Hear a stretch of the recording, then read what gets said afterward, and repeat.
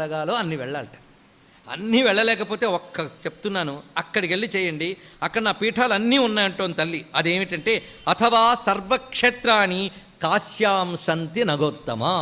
నేను చెప్పిన శక్తిపీఠములన్నీ కూడా కాశీలో ఉన్నాయి. మీరు వెతకండి, ఇక్కడే కామాక్షి ఉంది, కాళీ, తార, దశమహావిద్యలు ఇక్కడే ఉన్నాయి, అష్టాదశ శక్తిపీఠాలు ఇక్కడ ఉన్నాయి కాశీక్షేత్రంలోనే. కనుక అక్కడికి వెళ్ళు.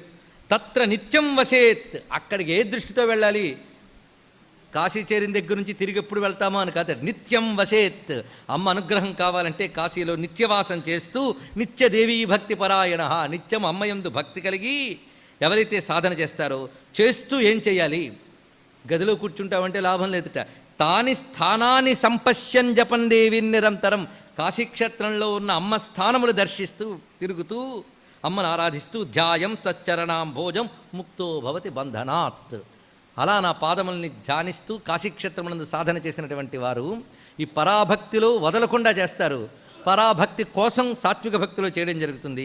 ఏదేమైనప్పటికీ అలా చేసిన వాళ్ళు తప్పకుండా పరాభక్తిని, క్రమంగా జీవన్ముక్తిని లేదా ఆ దివ్యలోకముకు వచ్చే విదేహముక్తిని పొందుతారు. ఇంకా అష్టమి వ్రతం